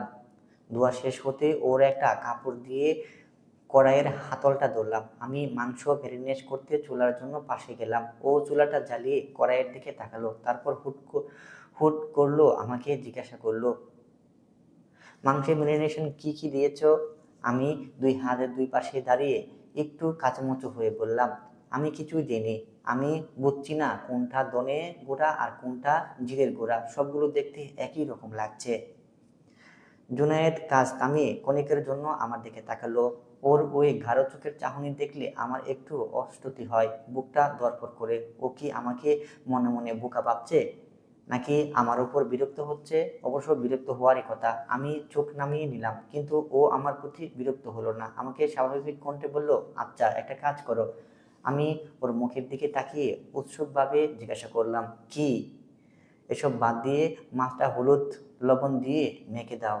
আমি আর কথা বাড়ালাম না, বাধ্য মেয়ের মতো মাছের তালাটার দিকে এগুলাম। মাছগুলো মাখার সময় হুট করে আমার একদম পাশে এসে দাঁড়ালো, এত কাছে যে ওর শরীরের আমি টের পাচ্ছি।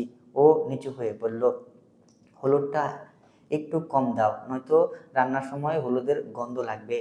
আমি হাত নামিয়ে ওর দিকে এবার আর চোখে তাকালাম। মনে মনে ভাবলাম, আরে ভাই, ভাগ্যিস কথাটা বললি, না বললে তো পুরো কোটাটাই হলুদ মাছ দিয়ে দিতাম। তবে অহেতুক তর্ক না বাড়িয়ে ওর কথা মতো হলুদ একটু কমই দিলাম।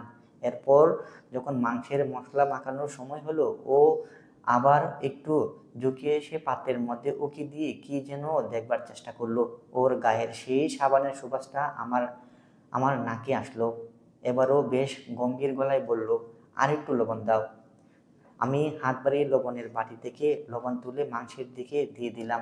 একটা সময় আমরা দুজন পাশাপাশি দাঁড়িয়ে কাজ করছিলাম। জুনায়েদ আমাকে যা যা বলছিল আমি ঠিক তাই তাই করছিলাম, কোনো রকম ঝামেলা ছাড়াই। ওর পাশে দাঁড়িয়ে কাজ করতে করতে আমার হঠাৎ মনে হলো, এই হারকিপ্টির লোকটা আসলে অতটাও খারাপ না যতটা আমি ওকে বিয়ের আগে বা পরে ভেবেছিলাম। মুখে যতই কাঠকুট্টো ভাব ধরে থাকুক না কেন, বিপদের সময় ঠিকই তো পাশে এসে দাঁড়িয়েছে। মানুষের একটা ভালো দিক থাকলে আমার আবার মনটা বড্ড নরম হয়ে যায়। জোনায়েদের প্রতি জমে থাকা একরাশ বিরক্তির মাঝে কেমন যেন এক চিলতে ভালো লাগার রোদ এসে পড়ল। ঠিক তখনই ওর কড়াইয়ের দিকে তাকিয়ে তাড়া দিয়ে বলল, কড়াইটা একটু নামাও, চুলার আঁচ বেশি হয়ে গেছে, তেলও অনেক গরম হয়ে আছে, এখন পেঁয়াজ দিলে ওগুলো পুড়ে একদম ছাই হয়ে যাবে। আমি একটু তাড়াহুড়ো করে কড়াইটা নামাতে গেলাম, কিন্তু কপাল খারাপ হলে যা হয়, কাপড়টা ঠিক মতো না ধরে দিয়ে হাত বাড়িয়েছিলাম, আর অমনি গরম কড়াইয়ের গায়ে আমার ডান হাতের আঙ্গুলটা লাগলো। সাথে সাথে তীব্র যন্ত্রণায় আমার চোখ কুঁচকে গেল। জুনায়েদের অতীতে জুনায়েদের সাথে প্রেম করে চেকা খাওয়ার পরেও মনের ভেতর এতটা জ্বালা করেনি। এখন আঙ্গুলের কড়াইয়ের চেকাকে যে জ্বালা করছে, আমি উফ বলে চিটকে হাতটা সরিয়ে নিলাম। যন্ত্রণায় আমার চোখ পানি চলে আসার জোগাড়, কিন্তু আমার কিছু করার বা বাবার আগে জুনায়েদ সময় নষ্ট না করে তাৎক্ষণিকভাবে শক্ত করে আমার হাত চেপে ধরল। ওর সেই ওর সেই আচমকা স্পর্শে আমি একটু কেঁপে উঠলাম। ও প্রায় টের পেয়ে আমাকে বেসিনের দিকে নিয়ে গেল। কোনো কথা না বলে পানির কলটা ছেড়ে দিল এবং আমার পুরো আঙ্গুলটা সেই পানি ধরার নিচে ধরে রাখলো। পানির শীতল স্পর্শে আঙ্গুলের জ্বালাটা আস্তে আস্তে কমতে লাগলো, কিন্তু এবার আমার ধুকধুকানি দ্বিগুণ হয়ে গেল। আমি স্পন্দিত হয়ে ওর দিকে তাকিয়ে রইলাম, মুখ থেকে একটা কথাও বের হলো না। জুনায়েদও পুরোটা সময় চুপ ছিল। তখন ওর সমস্ত মনোযোগ আমার ওই ছোট্ট আঙ্গুলটার দিকে। ওর ওই যত্নশীল রূপটা আমার চেনা জুনায়েদের সাথে খুব মেলাতে পারছিলাম। আমরা দুজনেই নির্বাক। বেশ কিছুক্ষণ পানির নিচে হাতটা ধরে রাখার পরও আমার দিকে চোখ তুলে তাকালো। ওর সে গাঢ় চোখের চাহনি থেকে এবার আমার হৃৎস্পন্দন থেমে যাওয়ার জোগাড় হলো। ও খুব নরম গলায় জিজ্ঞাসা করলো, জ্বালা কমেছে? হ্যাঁ। আমার উত্তর শোনা মাত্রই জুনায়েদ চট করে আবার হাতটা ছেড়ে দিল। তারপর সময় নষ্ট না করে আবারও চুলার দিকে চলে গেল। ঠিক এমন একটা ভাব ধরল যেন একটু আগে কিছুই হয়নি। ও চলে যেতে আমার শূন্যতা গ্রাস করলো। আমি কয়েক সেকেন্ডও ঠিক সেই জায়গাটাই বোকার মতো দাঁড়িয়ে রইলাম, নিজের আঙ্গুলের অবশিষ্ট ব্যথাটা সহ্য করার চেষ্টা করতে করতে মনে মনে ভাবলাম, কি অদ্ভুত লোক রে বাবা, এইমাত্র এত যত্ন করলো আর এখন এমন ভাব করছে যেন আমাকে চেনেই না, আমি ওর কেউ না, আস্ত একটা বেয়াদব।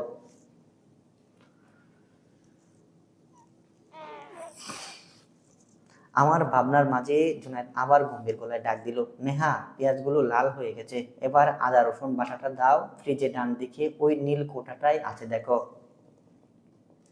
ওর ডাকে আমার ঘোর কাটলো। আমি আবার নিজের আবেগগুলোকে একপাশে সরিয়ে রেখে ওর কথা মতো ফ্রিজ থেকে নীল কোটাটা খুঁজে নিয়ে ওর দিকে এগিয়ে দিলাম। জুনায়েদ কড়াইয়ের মশলাটা ঢেলে দিল। মশলা কষানোর ফলে চারিদিকে দারুণ সুঘ্রাণ চারিদিকে ছড়িয়ে পড়লো। রান্নাঘরের এই দম বন্ধ করা ব্যবসা গরমে আমার ঘেমে ঘেমে নিয়ে একাকার অবস্থা। সেখানে জুনায়েদের এত কাছাকাছি দাঁড়িয়ে থাকাটা আমার কাছে ভীষণ অস্বস্তিকর লাগছে। নিজেকে যতই বোঝাচ্ছিলাম যে ও একটা কাঠখোট্টা মানুষ, ওর থেকে দূরে থাক নেহা, মনটা ততই ওর দিকে টানছিল। আসলে মন কখনো তার মালিকের কথা শুনে না। মশলা কষানোর পরে ও মাংসের গামলাটা হাতে তুলে নিল কড়াইয়ের ডালার জন্য।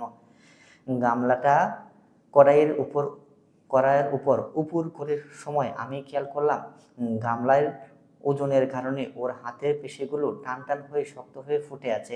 গায়ের পাঞ্জাবিটা কোনোই পর্যন্ত টানানো থাকায় ওর সুগন্ধি হাত দুটো পুরোপুরি স্পষ্ট দেখা যাচ্ছিল। আমি নিজের অজান্তেই অপলক দৃষ্টিতে ওর সেই পুরুষালী আকর্ষণীয় অবয়বটার দিকে তাকিয়ে রইলাম।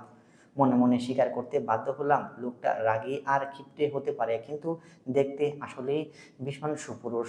ওর ওই গম্ভীর রূপটার মধ্যেও এক ধরনের তীব্র আকর্ষণ আছে, যা এড়ানো আমার পক্ষে অসম্ভব। আমি যখন নিজের মনের উপর প্রশংসায় পঞ্চমুখ, ঠিক তখনই জুনায়েদ আমার দিকে তাকালো, চড়া গলায় বলল, কি দেখছো ওভাবে হাঁ করে? তাড়াতাড়ি পানিটা এপাশে দাও। ওর কথায় আমি একদম অপ্রস্তুত হয়ে গেলাম। ইস, ধরা পড়ে গেলাম নাকি? ও নিশ্চয়ই বুঝে গেছে আমি ওর দিকে তাকিয়েছিলাম।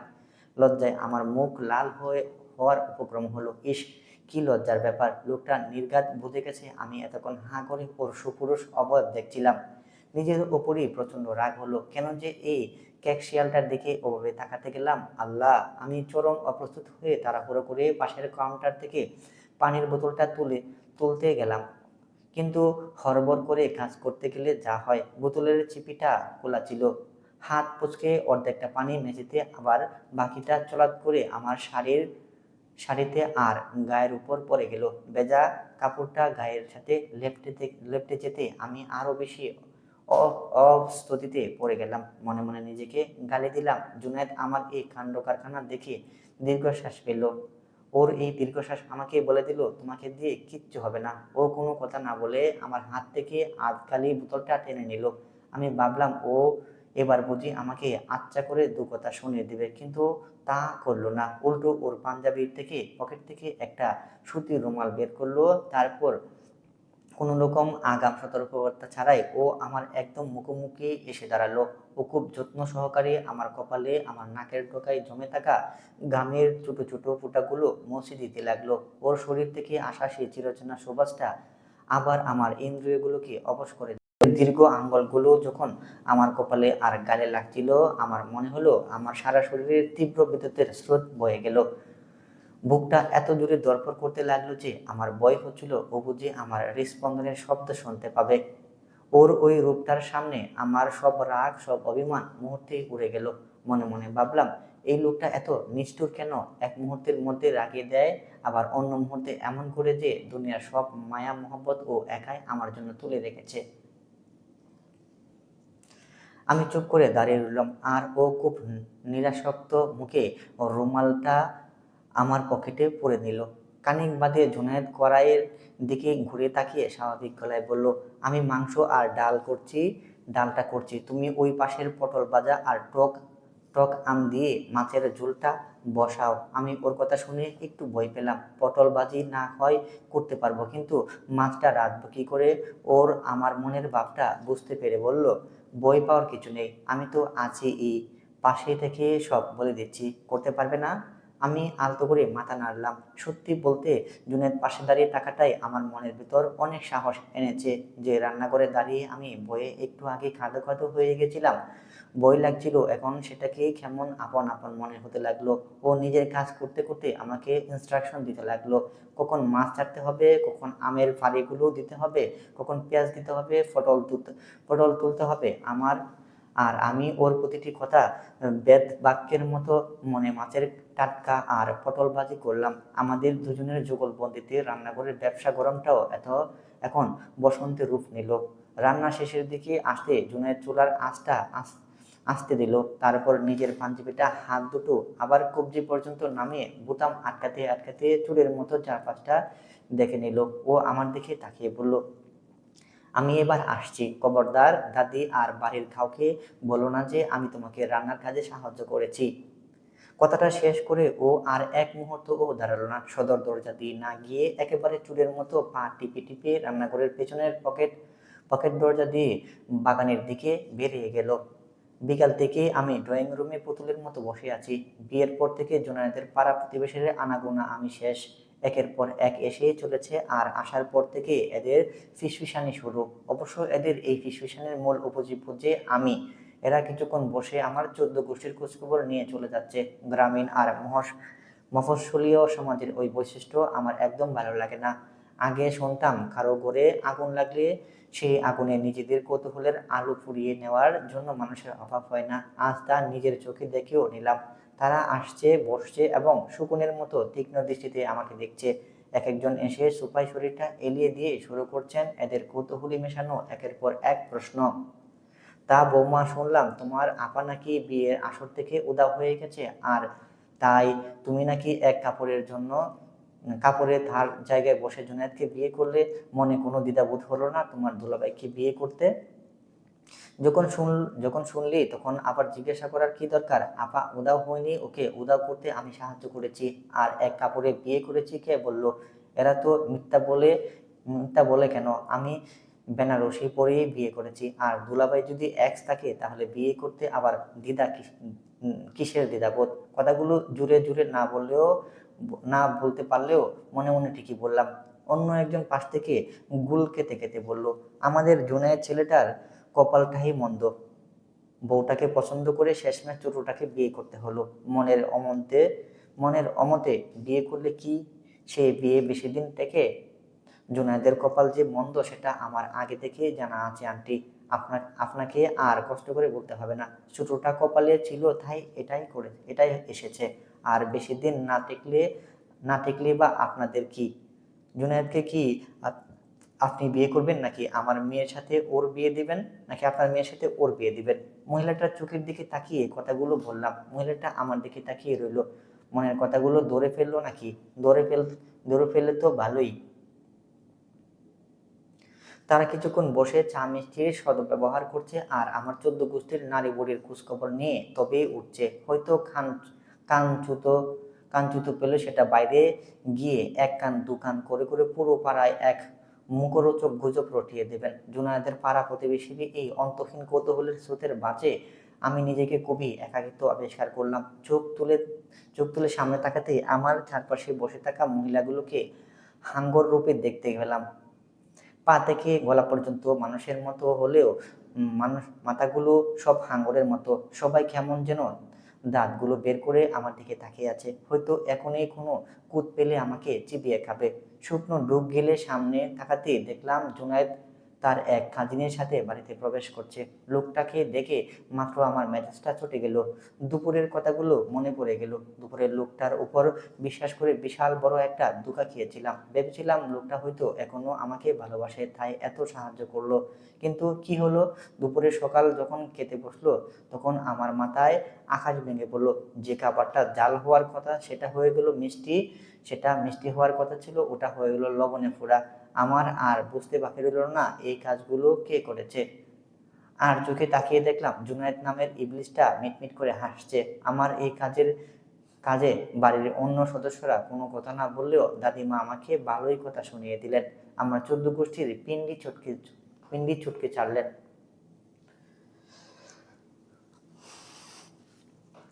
রাগে গড়গড় করতে করতে জুনায়েদের দিকে তাকাতে দেখলাম ও আমার দিকে তাকিয়ে আছে। লোকটার দিক থেকে চোখ সরিয়ে নিলাম। মহিলাগুলোর কথা শুনতে লাগলাম। ছোটবেলা থেকে আমার খুব শখ ছিল খবরের কাগজে নিজের ছবি দেখবার। মনে মনে কত দোয়া করতাম যেন কোনো একবার খবরের কাগজে কিন্তু আসতে পারিনি। অবশ্য কোনো পরীক্ষায় জিপিএ 5 পেয়ে জেলায় প্রথম দ্বিতীয় হতে পারলাম না যে খবরের কাগজে ছবি আসবে। কিন্তু এখন মনে হচ্ছে উপরওয়ালা অবশেষে আমার দোয়াটা কবুল করছে। জুনায়েদকে যদি আজ রাতে ডাল ঘুটনি দিয়ে পিটিয়ে পরপারে পাঠিয়ে দিতে পারি তবে এক দিলে দুই পাখি মরবে।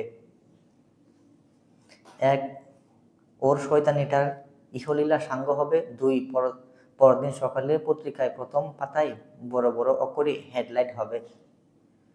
হেডলাইন হবে, বিয়ের একদিন পরে নৃশংসভাবে স্বামীকে খুন করলো স্ত্রী, সঙ্গে আমার একটা ছবি থাকবে। ভাবতে এখন কেমন একটা নিজেকে সেলিব্রিটি ফিল হতে লাগলো।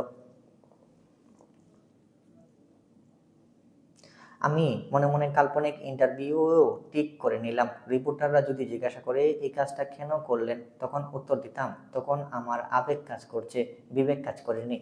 জুনায়েদ যখন ওর কাজিনের সাথে হেসে হেসে গল্প করতে ব্যস্ত, তখন আমি ওর জানাজার কল্পনা করতে ব্যস্ত। দড়িবাজ লোকটার দিকে আবারও আর চোখে তাকাতে গিয়ে ধরা খেয়ে গেলাম। আমাকে নিজেদের দিকে আর চোখে তাকাতে দেখে হাসলো আর আমার দিকে তাকিয়ে ডান চোখ টিপ দিল। রাতে খাওয়া দাওয়া শেষ করে রুমে বসে ইনস্টাগ্রাম স্ক্রল করছিলাম। স্ক্রিনে একের পর এক ট্রেন্ডিং রিলস আসছে। আধা ঘন্টা ধরে মনোযোগ ফোনের দিকে দেওয়ার চেষ্টা করলেও তা হচ্ছে না। বারবার আর চোখে দরজার দিকে তাকাচ্ছি। জুনায়েদ কি আজ আর এই রুম মুখ হবে না? লোকটা কি আমার ভিতরের লেডি ডন জেগে ওঠার আভাস পেয়ে আগেই চম্পট দিয়েছে? দুপুরের পর থেকে লোকটাকে হাতের কাছে পাইনি। জুনায়েদকে মারার জন্য আমার হাতটা নিষ্পিস করছে। আরও 20 মিনিট স্ক্রিনের দিকে হাঁ করে তাকিয়ে ভিডিওগুলো গেলার পর বিভিন্ন ধরনের বিরক্তি নিয়ে উঠে বসলাম। দরজার দিকে তাকিয়ে চোখ কুঁচকে নিলাম। ঠিক সেই সময়ে রুমে এসে হাজির। লোকটাকে দেখা মাত্র আমার মুখটা লাল হয়ে গেল। আমি সময় নষ্ট না করে দাঁতে দাঁত কিরমির করে জিজ্ঞাসা করলাম, দুপুরে আমাকে ধোঁকা দিলে কেন? তোমার জন্য সকলের সামনে ছোট হতে হলো। তোমার জন্য আমার ইজ্জতের ফালুদা হয়ে গেছে। যে পারছে সে টুপ করে খেয়ে দিচ্ছে। জুনায়েদ রুমে দরজা লাগিয়ে সঙ্গে সঙ্গে জবাব দিল, এইটুকুতে একদম লেজে গোবরের অবস্থা। মাত্র তো ট্রেলার দেখলাম, পুরো সিনেমা এখনো বাকি। ম্যাডাম, আমার সাথে কি করেছিলে মনে আছে? তোমার জন্য অফিসে সকলের সামনে আমার নাক কাটা গেছে। জুনায়েদ ঠিক কোন ঘটনার দিকে ইঙ্গিত করতে চাইছে সেটা বুঝতে আমার সময় লাগলো না। আমাদের ব্রেকআপের পর রাগের মাথায় আমি ওর অফিসিয়াল লিঙ্কডইন আর ফেসবুক আইডিটা টাকা দিয়ে এক চোরা কারবারের মাধ্যমে হ্যাক করলাম। তারপর মাঝে জান মেটাতে ওর আইডিতে ওর বস আর কলিগদের ট্যাগ করে কয়েকটা পোস্ট দিয়েছিলাম। পোস্টগুলো এমন ছিল যে আমি আসলে একজন সমকামী এবং গ্রেস সেক্সুয়াল। আমার অফিসিয়াল বসকে আমার খুব ভালো লাগে, কখনো সুযোগ পেলে বসের কাছাকাছি যেতে রাজি, সাথে কিউট দুইটা লাভ ইমোজি। আমার এই কাজের জন্য এখন আমাকে জুনায়েদকে অফিসের জন্য কলিগদের কাছে বাজে ইঙ্গিতের শিকার হতে হয়। আস্তাগফিরুল্লাহ, আল্লাহ মাফ করো। বুঝুন একবার আমি কি কাণ্ডটাই না করেছিলাম। নিজের এই কীর্তি মনে পড়লে হাসিও পায়, আবার নিজের কাণ্ড জ্ঞানহীনতায় নিজের অবাক হয়ে যায়। ব্রেকআপের রাগ মানুষকে দিয়ে কি না কি করায় তা আমি নিজেকে না দেখলে বুঝতামই না। মনে মনে অপরাধবোধ জাগলেও মুখে নিজের দোষ স্বীকার করলাম না। উল্টো সোফায় রাখা একটা কুশন কোলের উপর টেনে নিয়ে ঝাড়ি মেরে বললাম, বানিয়ে আলতু ফালতু কথা বলছো কেন? তোমার নাক তো দেখছি একদম নাকের জায়গায় বহাল তবিয়ত আছে। আমি খাটলাম কখন? জুনায়েদ আমার দিকে চোখ ছোট করে তাকিয়ে বিশাল বড় একটা দীর্ঘশ্বাস ছাড়ল। ওর এত বড় দীর্ঘশ্বাস ছাড়ার কারণ বুঝলাম না। আমার সাথে আর কোনো কথা না বাড়িয়ে ও তোয়াল নিয়ে ওয়াশরুমে ঢুকে গেল। জুনায়েদ ওয়াশরুমে ঢোকার পর আমি সোফায় বসে নিজের নখ দাঁত দিয়ে কাটতে লাগলাম। 10 মিনিট হতে না হতে জুনায়েদ ওয়াশরুম থেকে বের হলো। আমি ওকে বের হতে দেখে দরপর করে সোফায় উঠে দাঁড়ালাম। উদ্দেশ্য ওয়াশরুমে যাওয়া। আমি জোরের গতিতে ওয়াশরুমের দিকে এগিয়ে গেলাম, কিন্তু হুট করে একটা ধাক্কা খেলাম। অতি উৎসাহে নিজের শাড়ির কুচির সাথে পা পিছলে গেল। ব্যাস, আমি নিয়ন্ত্রণ হারিয়ে সরাসরি গিয়ে পড়লাম জুনায়েদের বুকের উপর। ধাক্কাটা এতটাই অতর্কিত ছিল যে জুনায়েদও নিজের তাল সামলাতে না পেরে পিছনের দিকে দুই হাত ছুড়ে দিল। এই বিপর্যয়ের পরে যে আরও একটা মহাবিপর্যয় আছে সেটা আমরা কেউ জানতেই পারলাম না। জানবই বা কি করে? আমরা কেউ তো আর জিতেছি না বা ভবিষ্যৎ দেখতে ভবিষ্যৎ দেখতে পারবো। এদিকে হাত ছুটতে গিয়ে জুনায়েদের হাতের কোনোই লেগে কোমরের জড়ানো একমাত্র সম্বল তোয়ালের গিঁটটা আলগা হয়ে গেল। চোখের পলকে অভিকর্ষ বলের নিয়ম অনুসারে তোয়ালেটা সরসর করে নিচে পড়ে গেল। আমি ঘটনাটা বুঝে ওঠার সাথে সাথে দুই হাতে নিজের চোখ চেপে ধরলাম, আঙ্গুলের ফাঁক দিয়ে কিচ্ছু দেখার চেষ্টা করিনি। একদম করিনি। লজ্জায় আমার কান মাথা দিয়ে গরম ধোঁয়া বেরোচ্ছে। লোকটা নির্লজ্জ জানতাম, কিন্তু এতটা নির্লজ্জ তা জানতাম না। এদিকে তোয়ালে হারিয়ে জুনায়েদ তখন মহাবিপাকে। ও দিক বেদিক জ্ঞান হারিয়ে চোখ বন্ধ রেখে এক লাফে পেছনের দিকে সরতে গেল। কিন্তু ভাগ্য খারাপ হলে যা হয় আর কি। মেঝেতে পড়া পানিতে পিচ্ছিল খেয়ে জুনায়েদ আছাড় খেলো। ওর মাথাটা লাগলো কাঠের কোণার সাথে। আমি তখনও চোখ বন্ধ করে আছি। বেশ কিছুক্ষণ ওভাবে দাঁড়িয়ে রইলাম, কিন্তু ওপাশ থেকে কোনো সারা শব্দ না পেয়ে আমি আস্তে করে এক চোখ করলাম। তাকিয়ে দেখি জুনায়েদ খাটের নিচে ফ্লোরে চিত হয়ে শুয়ে আছে, চোখ দুটো বন্ধ। বেচারা অতিরিক্ত লজ্জায় ঘুমিয়ে গেল নাকি, নিজের মনে প্রশ্ন করে লোকটাকে দুইবার ডাকলাম, কিন্তু কোনো সারা শব্দ পাওয়া গেল না।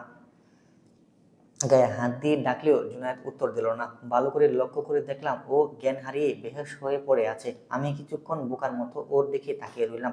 তারপর কোমরে হাত দিয়ে ফিসফিস করে নিজেকেই বললাম, যা বাবা, ঘটনা তো দেখি উল্টো ঘটলো। সিনেমায় দেখেছি এরকম সিচুয়েশনে মেয়েরা চিৎকার করে অজ্ঞান হয়ে যায়। তোয়ালে কলার পর সব দেখলাম আমি। লজ্জায় হার্ট ফেল করার অজ্ঞান হওয়ার কথা আমার, কিন্তু এই বান্দা নিজেই অজ্ঞান হয়ে গেছে। আর কথা না বলিয়ে লোকটার জ্ঞান ফেরানোর জন্য ওয়াশরুমের দিকে এক মুখ পানি আনলাম। জুনায়েদের মুখে পানি ছিটিয়ে দিতে লাগলাম। কয়েকবার পানি ছিটিয়ে মুখ দিতে জুনায়েদ চোখ খুললো। ওকে চোখ খুলতে দেখে আমি শয়তানি করে দাঁত চেপে বললাম, সব দেখলাম আমি। আর জ্ঞান হারালেই উনি ঢং যত সব। আমার ভয়ঙ্কর সত্যি কথাটা শুনে বেচারা আবারও চোখ খোলার আগেই মূর্ছা গেল। যা বাবা, সত্যি কথার দিকে বাদ নেই। গল্পটি চলবে অনুরাগের আলাপন। গল্পের প্রথম অংশ রুহাইদা নাওমি। চ্যানেলটি সাবস্ক্রাইব করে আমাদের পাশেই থাকুন। এরকম মজার সুন্দর সুন্দর গল্প পেতে আমাদের চ্যানেলটি সাবস্ক্রাইব করে পাশে থাকুন। ইনশাআল্লাহ সবসময় ভালো ভালো গল্প আপনাদের জন্য আমরা উপহার নিয়ে আসবো। আর অবশ্যই চ্যানেলটি সাবস্ক্রাইব করবেন, চ্যানেলটি ফলো করে এবং সবাইকে জানিয়ে দেবেন। ধন্যবাদ সবাইকে। আসসালামু আলাইকুম। দেখা হবে নতুন পর্বে।